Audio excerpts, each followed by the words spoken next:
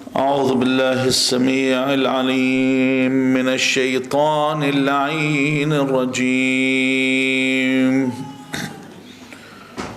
بفضل الله بسم الله الرحمن الرحيم. الحمد لله رب العالمين. الحمد لله والحمد حقه كما يستحقه حمدا كثيرا.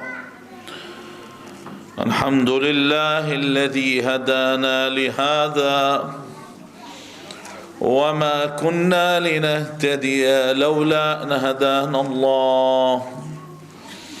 اللهم لعن أول ظالم ظلم حق محمد وآل محمد وآخر تابع له على ذلك.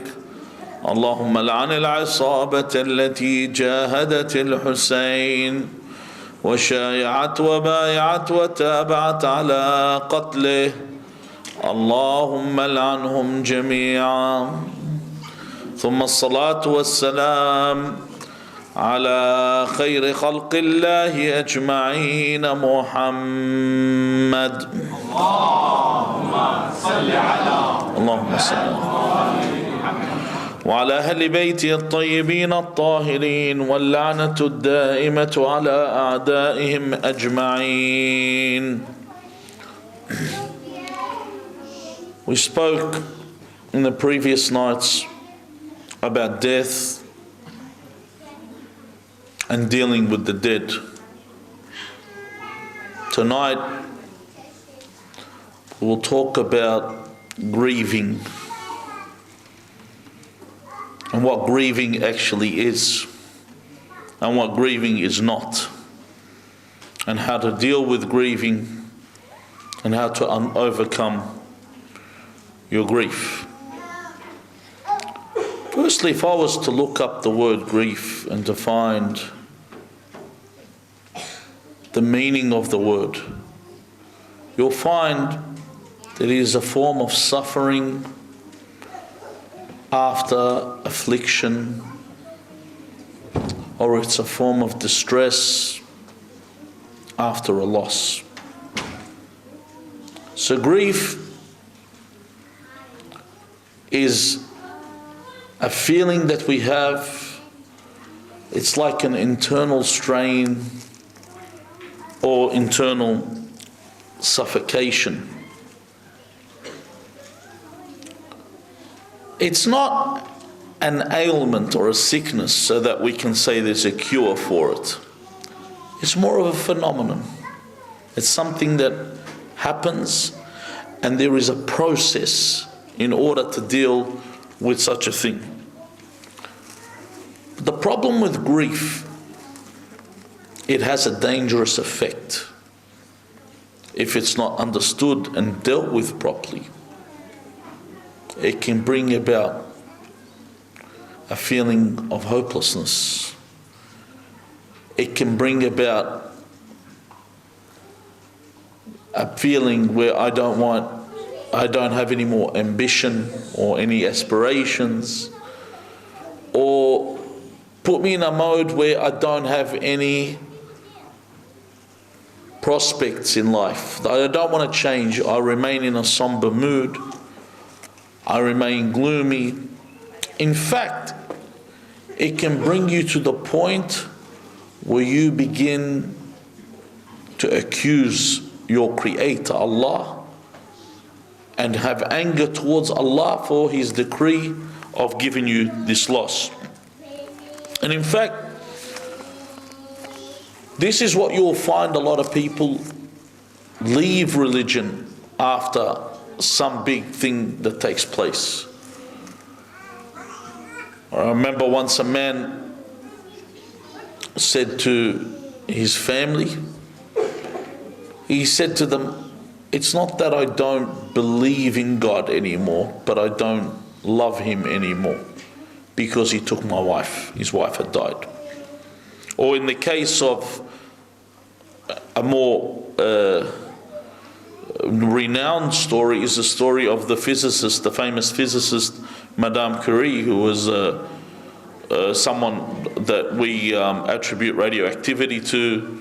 She's a double Nobel winner of an award in physics and chemistry. She was the first woman to win a Nobel Prize. Yet she stopped believing in God because she lost her mother and lost her sister. And she accused God for taking away the ones that she loved and turned away from religion. And this is what happens when we allow this grieving to take place. But why do we grieve? We grieve because the world is important to us. Everything around us is important. Everything that surrounds us is important. And if we lose any of these, we grieve for this loss. Is it bad to grieve? No, it's natural for someone to grieve. It's bad when it becomes excessive. Because when it becomes excessive, I lose focus on why I'm here and what my purpose is in this dunya. How do I deal with someone that is grieving, firstly? Is it good for you to avoid mentioning the subject? It's not. It's not good for you to totally tiptoe around it. It's good for you to actually mention to them. It's good when someone sees you and says, Allah yarham walidak, may Allah have mercy on your father.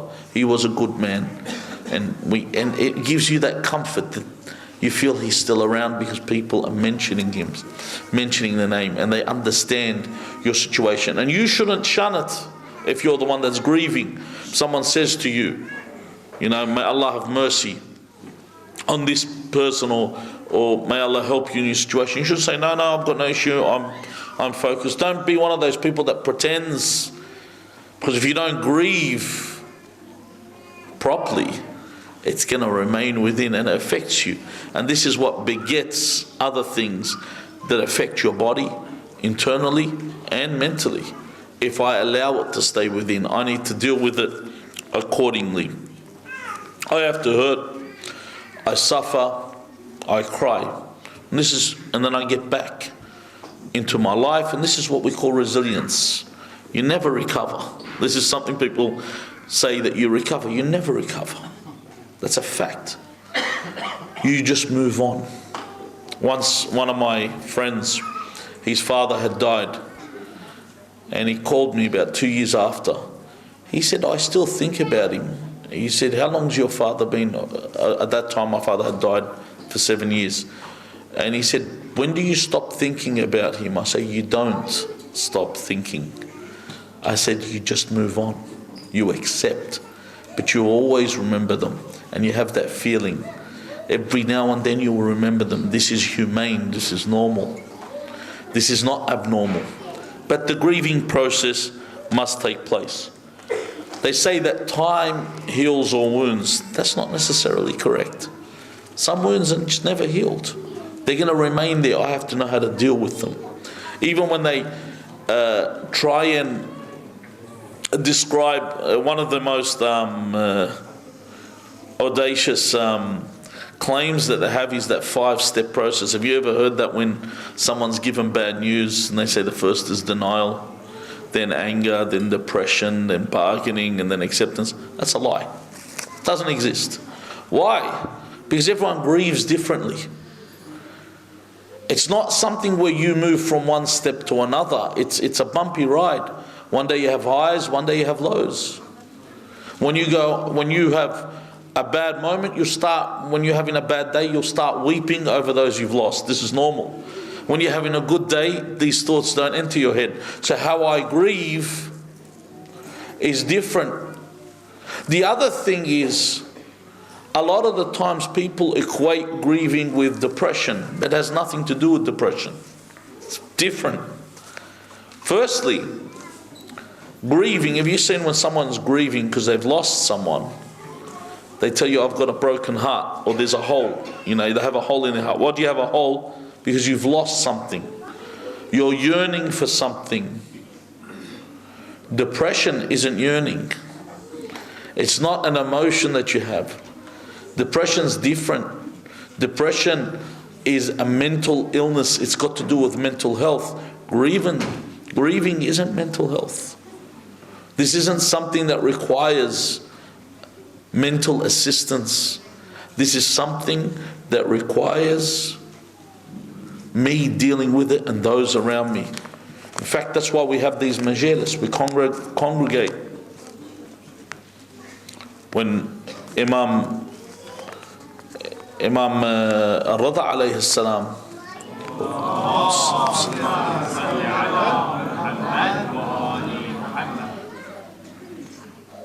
when he mentions to his companion, in kunta bakiyan فأبكي على الحسين, if you are to weep, cry over Abu Abdullah al-Hussein. So that's why when we come remind them, we do a majlis for Abu Abdullah al-Hussein. Because when we hear of the tragedy of Imam Hussein alayhi salam, all tragedies become nothing. He said, I've got no problems. Is that what I lost? What did he lose? Everything. And don't forget, a lot of people try and remove the human factor from Imam Hussein. A lot of people try and make the Imams in a way to be immortal deities. The Imam gets tired, the Imam gets hungry, the Imam gets thirsty, the Imam gets sad, the Imam gets happy. Allah Azza wa Jal shows you this in the Quran. Shows you when Yaqub wept over Yusuf, wept until he became blind from weeping over Yusuf. That they have emotions, and these emotions are present. We can sit there and look over all these stories, but to understand how I deal with grieving, I need to know what the cure for grieving is.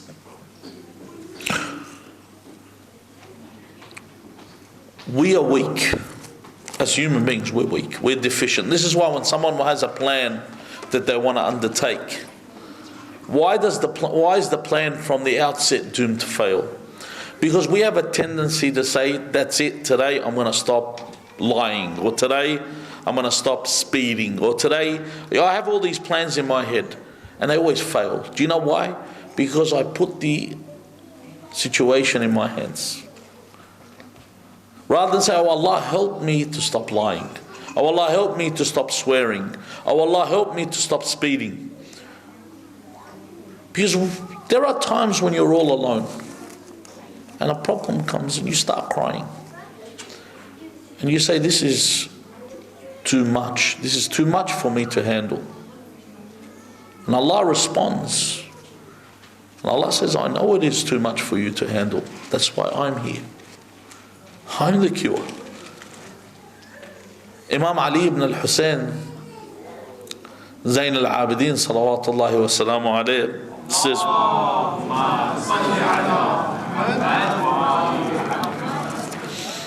he says that if all the creation were to die, and I was to remain by myself. Imagine that, all the creation was to die, and I was to remain by myself, with all I had was the Quran that I had. He said I would not feel lonely at all. I wouldn't feel lonely. Ya nur al-mustawhishina fi dhulam. Allah Azza wa Jal is nur. When we say Allah is nur al-mustawhishina fi dhulam, mustawhish is someone that has wahsha, which means they're alone. They're by themselves. Because in your grieving, you're by yourself in this moment. In this darkness, Allah Azza wa Jal is this light. Allah is the one that is there for you at this moment. When Adam alayhi salam, he complained to Allah Azza wa Jal, and he said to him, he complained to him from the grieving. Remember Adam had something to grieve about. Imagine, he was in a paradise and sent down to the earth. For 40 years he wept over this. 40 years he wept over losing this. So he said, oh Allah, how do I lose this huzn? So Jibreel came down and said, oh Adam, say la hawla wa la quwwata illa billah. So Adam said this, and you mention this hadith to people, you know what they say to you? They say, I've said it thousands of times, I can't get over my problem. It's not about saying it, it's reflecting over what it means. I need to reflect when I say la hawla, la hawl, wa la quwwa.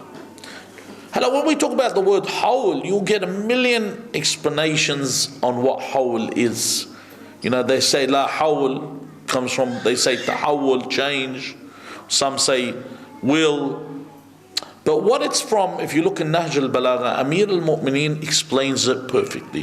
What's la hawl and what's la quwwa. La hawla wa la quwwa illa billah. He says the meaning of this. Remember on the first night I was talking about, or I think on the second night when I said that all mulk, all ownership is to Allah Azza wa Jalla, is with Allah. He says la hawla wa la quwwa, because we say it when we have a tragedy. We say two things generally. We say inna lillah wa inna ilayhi raji'un. The other one we say is la hawla wa la quwwata illa billah al-ali al-azim. They're the two things we say. Amir al-Mu'mineen in Nahj al-Balagha says what it means is that you have been given something, that you have some kind of mulk that you've been given, and Allah owns you and owns the thing that He has given you. So He has entrusted you with this thing. When He takes it back, it's returned to its rightful owner.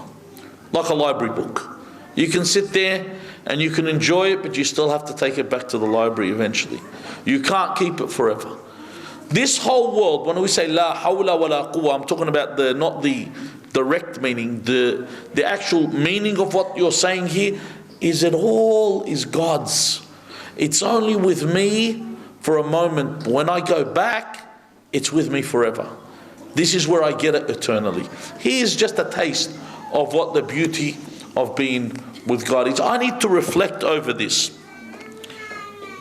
Because Allah Azza wa Jal will make a way for you when you have a problem, when you have any situation whatsoever, and you turn back to Him. Allah is always there. You know when you have those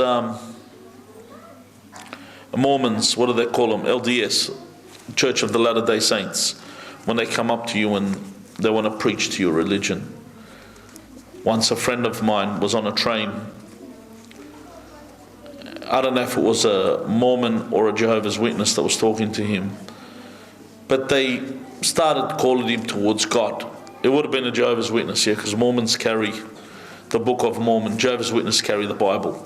So he said to him, in the Bible, it says that Moses spoke to God. He said, yes. He said, how did he speak to God? He said, God appeared before him in the burning bush.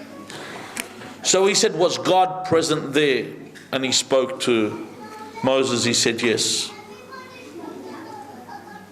He said, we have a problem here. He said, what's the problem?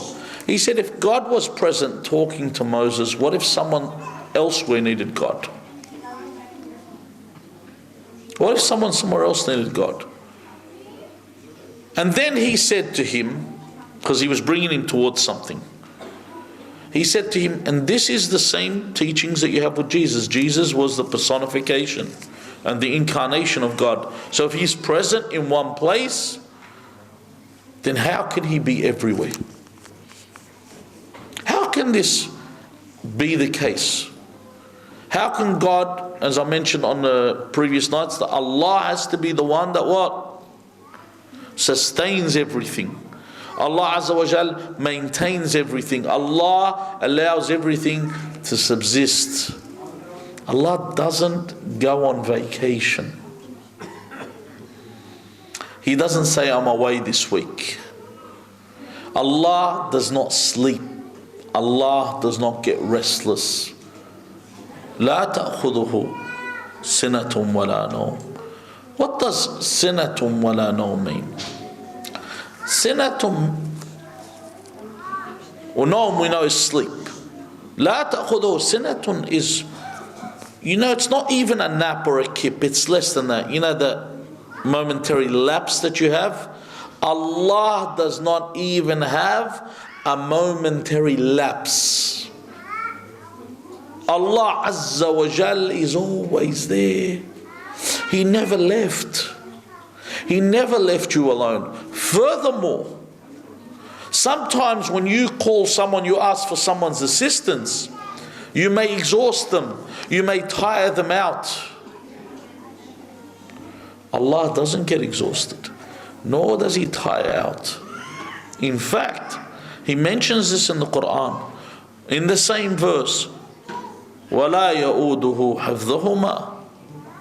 Allah Azza wa Jal does not tire. He doesn't get exhausted, doesn't get worked out from protecting and overlooking everything. In fact, Allah Azza wa Jal is always there. This is your whole idea of the relationship being a Muslim. It's a personal relationship between you and God. It's a personal relationship that I deal directly with God. If I have a problem, I turn only to Allah Azza wa Jal. I don't turn to anyone else. Why? Because everyone else is weak and deficient like me.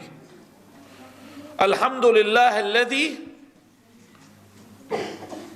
وكلني إليه فأكرمني ولم يكلني إلى الناس فيهينوني. Allah Azza wa Jal put my affairs in His hands in order to give me dignity. He did not put my affairs in people's hands, because what do people do? Someone does you a favor, someone buys you a shirt.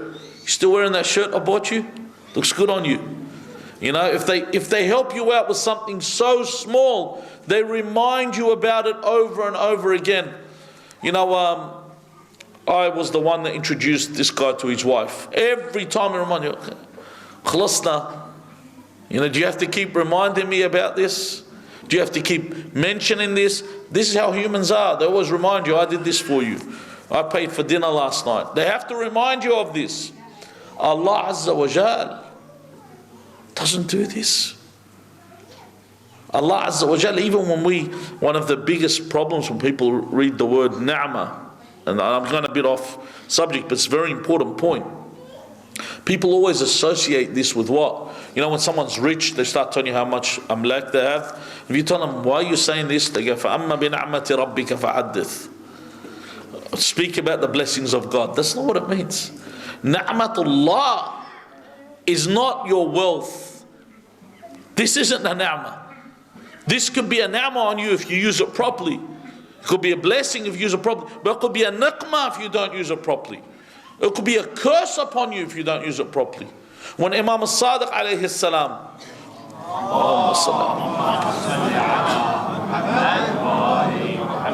was seated with Abu Hanifa, and Abu Hanifa was eating on the table with the Imam. Just a quick question, that clock up there, is that a Peter Pan clock or is it actually working? It's working, the clock? Huh? Doesn't work? Yeah. Alright. Sallu ala Muhammad wa ali Muhammad.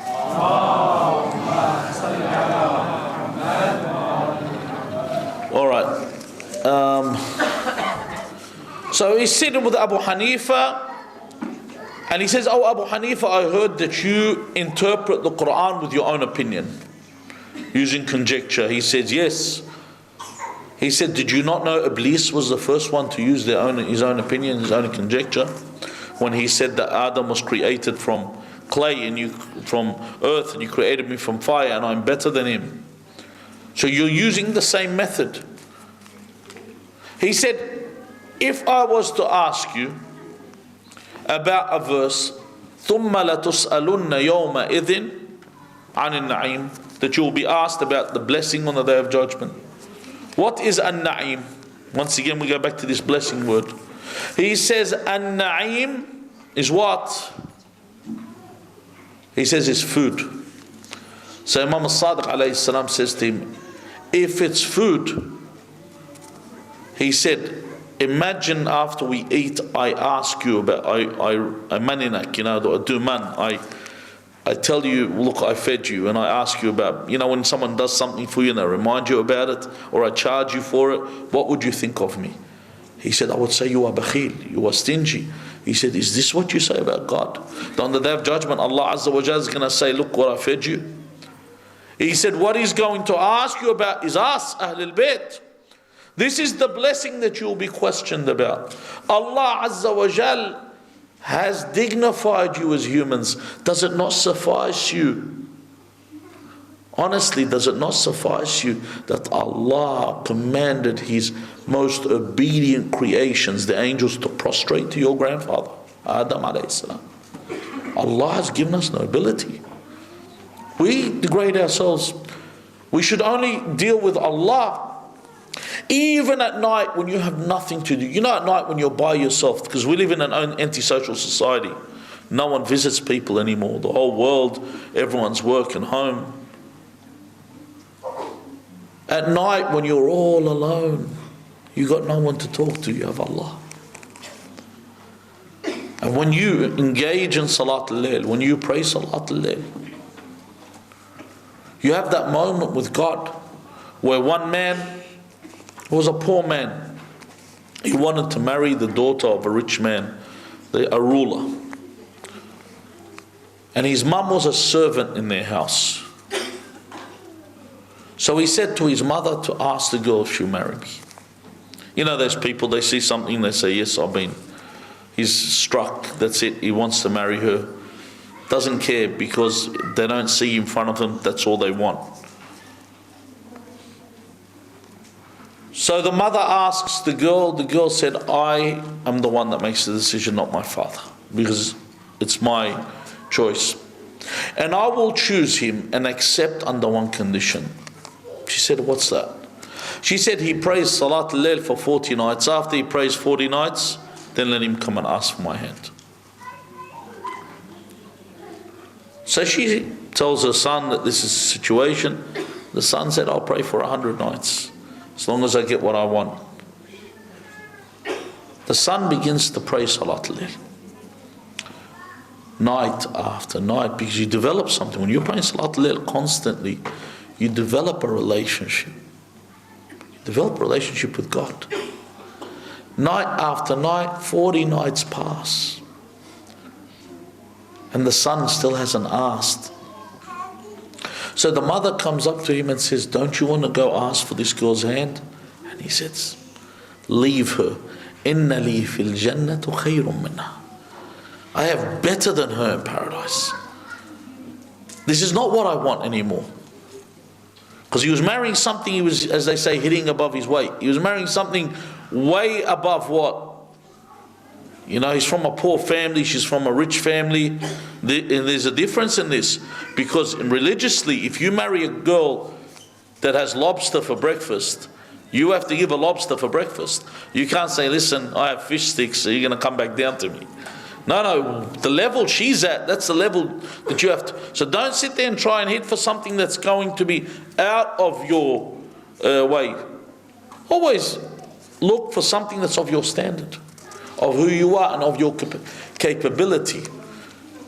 That I can live like that. So the only way that I can deal with my problems is that I turn to Allah Azza wa Jal. Allah Azza wa Jal, His door doesn't close. When we read Dua al-Iftitah, we say, when we say Alhamdulillah, and we say La yughlaqu babu, that His door never closes. Wa la yuruddu sa'ilu, that Allah never turns. Sometimes people knock on your door, ask for charity, you say, see you later. No. Allah doesn't close His door first. He's never closed. Secondly, He never turns anyone away. وَلَا يُخَيِّبُ آمِلُ. Allah Azza wa Jal, what else?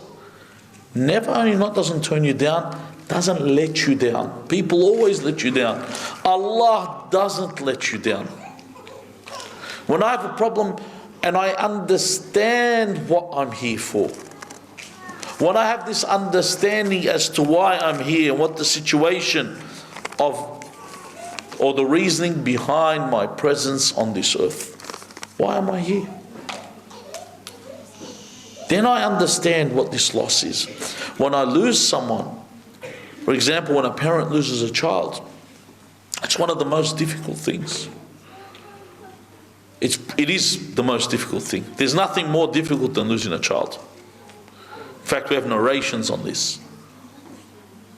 And even with Imam Hussein alayhi salam, when he, if you look at when he farewelled, one family, or when his companions went to fight, it wasn't until when it was his family.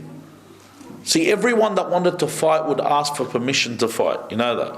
The Imam would always reject them the first time. He would only accept on the second time that they would ask. So he'd give them a chance to turn back. Except for one person, the Imam never rejected him on the first request. It's the only person. And that was Ali al-Akbar. Because it was too difficult for the Imam to reject him. He may have the attachment not to send him again. It's too close to his heart. He couldn't do this because it's his child. And in fact, even after he was martyred, he said, my son Ali, ala dunya min ba'dika al-afa. After you, this world is nothing. It's not worth anything to me. Nothing is of value when I have lost my child. In fact, our narrations say if a person accuses God when their child dies, Allah still forgives them. Because it's such a great situation that they're in. And the loss of a child is so great that this child, through your patience, becomes a shafi' for you on the Day of Judgment. That this child will intercede to get you into paradise because you were patient over their loss. This is the position when I have a child and I'm losing a child. This is the greatest loss. There's no loss greater than this. But even still, I have to deal with the grieving. The wound will never be healed. Look at our parents lost a child, it's never healed. They just move on because they know one day they'll be united with them. One day they understand what the concept of this life is. We're going to look, when it comes to coping with grieving and turning to God, we need to look at God's position. When we say, Inna Allah ala kulli shay'in qadir. Allah has ability over all things. And Allah answers us. See, sometimes we may think to ourselves that Allah hasn't answered our prayers. But Allah has answered our prayers. But not the way we anticipate. Could you imagine Allah answered everyone's prayers like they wanted it? Because we have a hadith that says, this hadith Qudsi, that Allah says that I made the rich because of the believers. He said, because they would have disbelieved if they were not rich. And I left the poor because they would have disbelieved if they became rich. There are some people, this is what happens to them. I remember once we were in Najaf before Ziyarat Al-Arbaeen. And one guy I was with, he said to me, when I walk, I'm going to intend that when I reach the shrine of Abu Abdullah al-Hussein, I'm going to ask the Imam so I can become rich. He said, that's my intention. When we got to Karbala and we had a chat later, I said, did you go do your dua? He said, no. And generally when I go there, I find it difficult to ask. When you go in front of the shrine, Imam Hussein, it's hard to ask for anything. Usually ask and Abu Fadl Abbas alayhi salam. And Imam Hussein, you're just broken. But he said to me, he said, while I was doing the mashay, I fell asleep in one of the tents. And he said, I saw a dream, I swear it was real. I said, what kind of a dream? He said, I woke up and there was a huge amount of money in my bank account. He said, I started going out He said, I was renting penthouses in hotels, going to clubs. He said, I lost it completely. He said, it was real. It was so real. He said, I started ignoring. He said, I lived a life in this dream. He said, and when I woke up, the last thing I wanted to ask for was money. This is just a glimpse where you're actually given by God of what will happen. If God answered every prayer, how many kids would be dead from their parents saying, you know, when their mother gets angry with the child and she says something to them, curses the child. Imagine they died instantly. If every prayer was going to be accepted, there'd be no one here. This is what would happen. In fact, the one that originated the Hawza, the founder of the Hawza in Qom, Al-Muqaddas, Sheikh Abdul Karim Al-Ha'ari, this was his story. When he was a child, they lived on a farm. His father wanted to send him to get educated because he saw that my child is someone that should study. He's very intelligent. He shouldn't be doing this agricultural work. Not saying that if you do agriculture, some people you can see, some people are hands-on, some people are thinkers. So I'm going to send him to go study. At that time, Sheikh Abdul Karim Al-Ha'ari, being a child, didn't want to go. So he said, I'm going to send you to my sister's house and her husband will find you a teacher and he will teach you. So he said, all right. Just before he went to bed, he said, Allah answers the prayers. He said, oh Allah, take the life of that teacher that wants to teach me, so that I don't have to go learn. Then he thought to himself, the teacher dies, my auntie's husband will find another teacher. He said, oh Allah, while you're at it, take my auntie's husband as well. Then he thought to himself, even if my auntie's husband dies, my auntie will still find me a teacher. He said, oh Allah, take my auntie as well so I can remain here.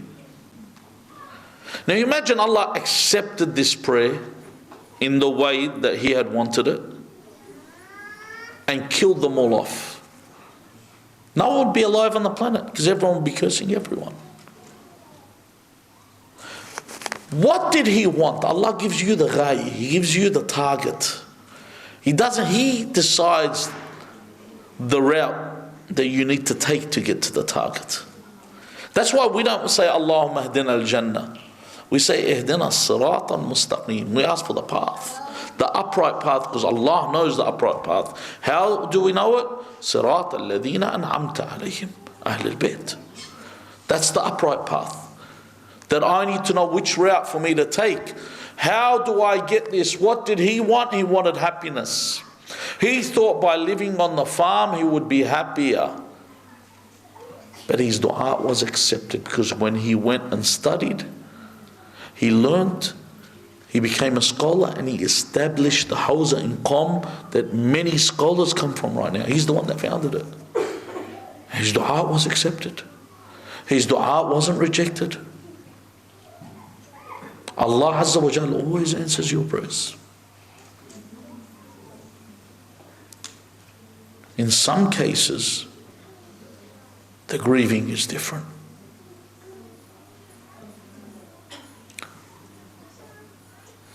These days, generally we talk about what took place. When they ask the Imam Ali ibn al-Hussein alayhi salam on why he wept so much, they said, our master, al-qatlu lakum aad. Killing is normal. You people have been killed. All the awliya have been killed for years. And you have been honored with martyrdom. What is it that brings about this gloominess? What is it that grieves you? You're bereaved, but why? Is it over the killing of your father, Abu Abdullah al-Hussein? Is it over the killing of your uncle, Abu Fadl Abbas, your brother Ali al-Akbar? Every single one, he says, it's not this. They say, what is it the biggest thing that you are bereaved by? He said, Ash-Sham, Ash-Sham, Ash-Sham. Was all about Damascus. Why? Imam Ali ibn al-Hussein was present while all the women were being paraded from one place to another, with the eyes of the onlookers from Kufa towards Damascus. But when they entered Damascus, Sahal ibn Sa'id, who was one of the people that had seen Rasulullah sallallahu alayhi wa sallam,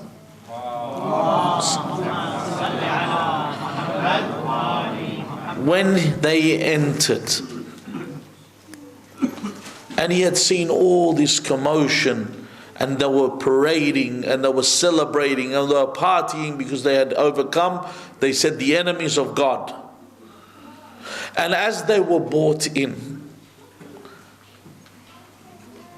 they told him, we are victorious, and held aloft, he could see a face on a spear that was luminant and reminded him of the face of Rasulullah, knowing that this was the face of Al-Hussein ibn Ali ibn Abi Talib. So Sahel looked up and he said, I'm amazed and I'm bewildered that the sky hasn't started to rain upon us with the wrath of God with what's happened. As he moved towards them, he saw a young girl and she was weeping. And he said to her, O servant of Allah, if I could be of value, how can I avail you? Who are you?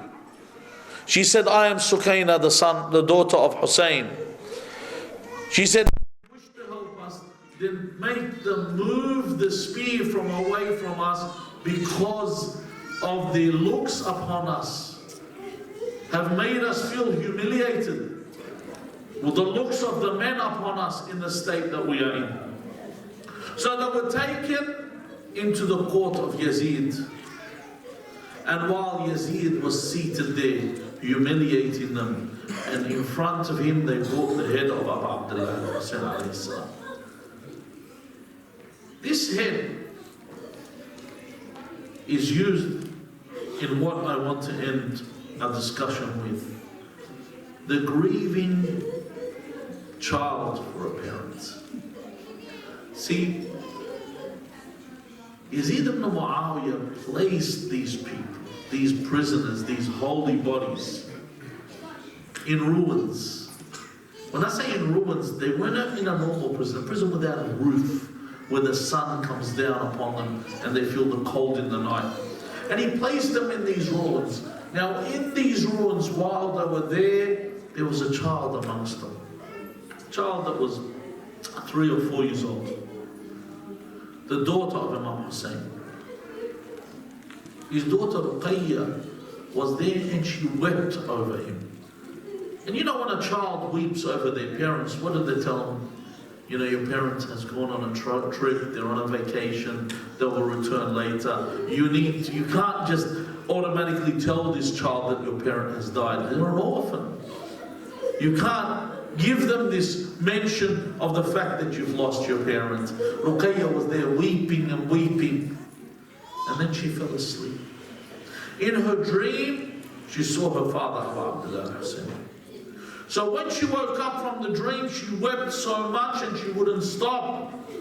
She said, oh auntie, oh amma, I want my father. This is all I want my father. And this caused everyone in this prison, the ruin, to start to weep. They wept so loudly that Yazid was awoken from this. And he said, what is this commotion? They said that the daughter of the Imam is awoken and she wants her father. So Yazid said, go take the head to her. She wants her father, give her her father. So they took a plate and they placed the head with a cover on the plate. And they took it towards the prison.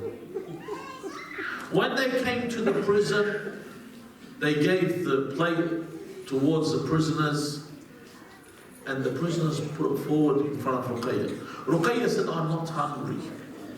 And they said, no, remove the cloth, beneath it you'll find what you want. So upon this, Ruqayya alayhi salam removed the cloth over the plate, and there, behold, was the head of her father, Abu Abdullah al-Hussein. So Ruqayya hugged the head of Imam Hussein. She began to weep and say, Abba, Abba, look at the state we are in. Abba, they killed us. They killed off some of the children that were running from the tents. They lit fire to our tents. Oh Abba, look at my sides, how dark they are from the beatings. My bones have been broken. Oh Abba, do you know that they hit my auntie Zainab? Imagine this, they hit my auntie Zainab. Zainab, who was not seen during the time of Amir al-Mu'mineen. Zainab, who was under the protection of Abu Fadl Abbas. They hit Zainab. So she wept and she wept and she wept. And while she was weeping, she fell asleep upon their head. But then after a while, they came towards her and they realized she hadn't woken up. But from the amount of weeping, when they went to wake her up, they found that she was dead. And this is what happened in the case of Ruqayya alayha salam, a child that was yearning for her father. We ask Allah Azza wa Jal, in the name of Ruqayya, in the name of the daughter of Imam Hussein, that no one that has a grievance or no one either is bereaved, you do not enter or place within their hearts tranquility and serenity. We ask Allah Azza wa Jal to guide us with His light, to guide us with His light in the darkness that we live in. We ask Allah to hasten the reappearance of our master Al-Hujjat ibn al-Hasan al-Mehdi ajalallahu farajahu al-Sharif. We ask Allah Azza wa Jal to make us of His servants and those that stand beneath His standard and are martyred by His side. Bismillah ar-Rahman ar-Rahim. Allahumma salli ala Muhammadin wa ali Muhammad. Allahumma kun li walika al-Hujjat ibn al-Hasan salawatuka alayhi wa ala abaihi fi هذه الساعة وفي كل ساعة وليا وحافظا وقائدا وناصرا ودليلا وعينا حتى تسكنه أرضك طوعا وتمتعه فيها طويلا برحمتك ولأرواح المؤمنين والمؤمنات ولأرواح موتانا وموتاكم نهدي لهم ثواب مجلسنا هذا وثواب السورة المباركة الفاتحة مع الصلوات.